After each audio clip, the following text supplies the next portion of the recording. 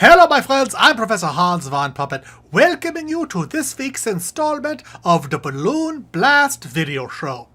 It is a show about grown adults who play with balloons? Really? Okay. The regular hosts, Scott Tripp and Sam Crummins, were too busy to do this week's introduction themselves, so they asked me to take over for them. Really too busy? Doing what? These guys make balloon animals on the weekends. Okay. Anyway, welcome to their weekly show. Weekly? Come on, seriously. Do their calendars have 12 days per week? Ay, this job. Anyway, this is Professor Hans Von Puppet for the Balloon Blast video show. Please enjoy this week's show. Oh, I hope to make a poodle. Rise above three twist balloon dogs, no bad clowns and cheap wigs here. Raise the bar, prove our art form. It's the Balloon Blast video show with Scott Tripp and Sam Crummins.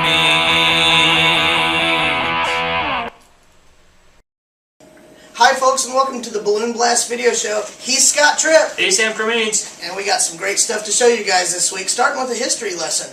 Well, we're playing with 321 speed bodies or apple balloons today. A lot of people don't know this, but the very first balloon animal was not a three-twist dog. The story is that it was an apple made by Henry Marr. And this story was on the T. Myers website homepage for a long time. I believe it's still archived. But this is the beginning of modern balloon twisting. The story goes he was in the hospital and was recouping, I believe, from some sort of respiratory illness and was blowing up balloons as part of his rehab and made an apple. So, from there, an industry was born. From there, many, many people paid many, many bills, and many clowns made many dogs, but that's another story. I don't have, my balloon collection goes back only so far. These apple balloons are, I believe, manufactured by Tilly, and I am going to try to fish one of these out here. I know it's wrong, but these must be, I don't know how old they are, probably mid-80s. Let's see if they still blow up. Don't make me laugh. Barrel dropped the wrong end. Oh, hey! But, and I don't know who to credit, but they started dipping the tips to give you an apple balloon. Let's see what you think of it. It's still twistable after all these years. If you do a simple twist, boom, you have an apple balloon. Yeah, they have that. Smells like old tires. That aged smell. Alright, well these made apples, but not bees. Bees, of course, came along when we started putting points on the ends, and I thought these were Ashland balloons, and I've been told they may be a Singapore knockoff. Talked to Ralph Dewey, and he said there were many companies that claimed to put out the same balloons under different names. But we played with these a few days ago. These did not age as well. There's a bubble right there. Lots of fun colors, and of course, Pioneer and Qualitex started making theirs.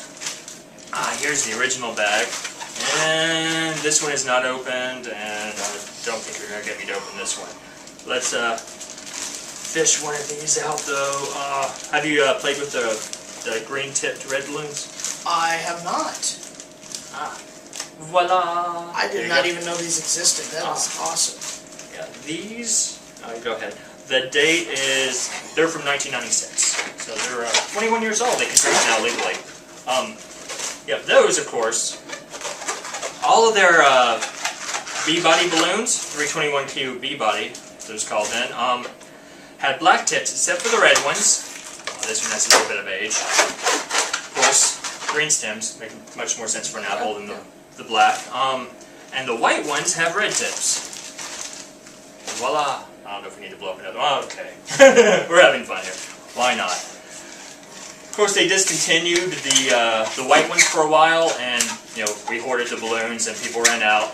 When they eventually brought them back, we wound up with black tips, which I don't have here, but you guys have white 321s with black tips at home. I really like the red tips. And there's another company that produced these. I think these are from Singapore. Oh, you're blowing that one up. No, these are fine. I like the quality. Nothing feels like a Qualitex. But, you know, 20-year-old balloons. What can you do? We're gathering a lot of apples. Yeah, so so the apples are good, and, you know, I feel bad because I accidentally did this thing where we're going backwards in time now and taking the tips off. Which, yeah, you can do a lot more with the 321 now, but as much as I like progress, I like to keep history too, so hopefully we won't get rid of the dip tips. But yeah, they make all these different bead bodies now. I think we have 7, 8 different colors. Some are special runs. I don't know if mochas and different colors are here to stay, but a lot of people are buying these 321s, these undipped ones, like these red ones. And what can people do with these? We'll show you in a minute. All right. Alright, I'm Sam Cremines, back with another balloon weapon for all you guys who might have little boys in your lines that really like to blow things up. Today we're going to make a bazooka or RPG. Very simple, uses 3 balloons. It uses a green 350 or 360, whichever you prefer. I use the Beta Latex 360s. It uses a red 321 left with a tail on the nozzle end, and it uses a brown 260 for the handle. Very simply, we just marriage twist the 260 or the 360 rather with the 321, pressing it in like so to get a giant candle. Come to this end, make a knot, squeeze some of the air out like that, and then push it in for a tulip twist on the back end for your exhaust on your rocket tube. We set this down for just a moment and turn our attention to the brown balloon. You want about a hand width for the handle on the front, and then you follow it up with a 1 1/inch ear twist. Go back about 1.5 inches, 2 inches here. Make one more 1-inch ear twist. Wrap it around your rocket tube and connect that right there back into that last 1-inch ear twist that you put on. Another 1/2 inch bubble. 1-inch ear twist, wrap around once more, tie that together like that, and there you have a very functional rocket launcher bazooka that all little boys love.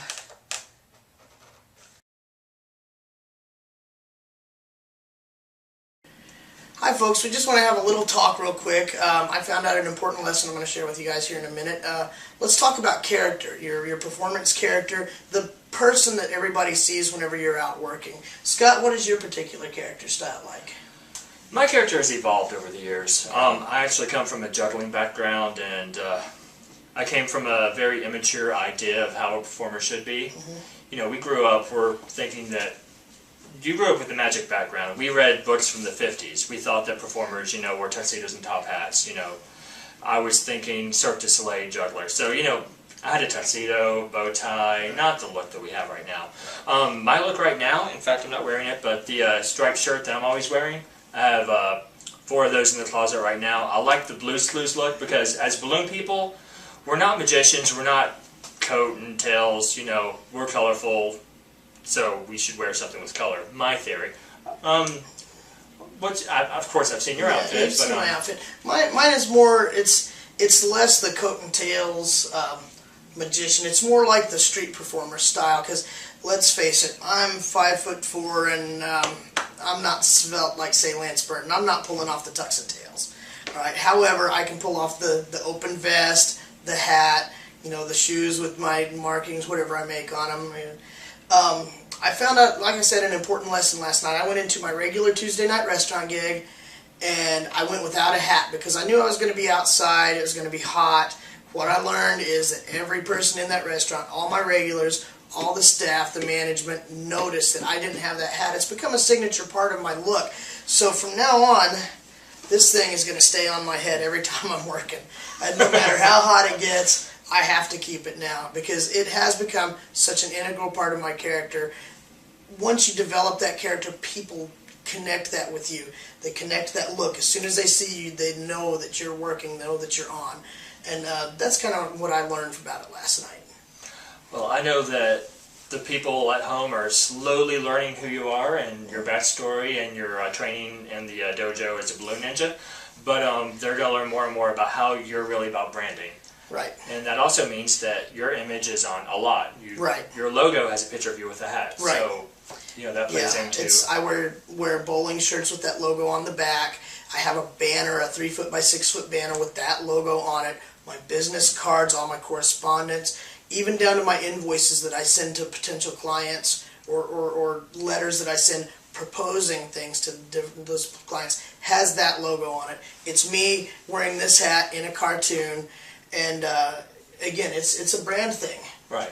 And I had an agent at one time tell me, it's time for new promo pics, because if you shave off the goatee, that you wear when you do card tricks or whatever, your photo should match who you are. Right. And my old website was Red Hat Magic. I got rid of the red hat, so you had to change the website name. Right, and I just love the look of me in a derby, so I'm going to keep it.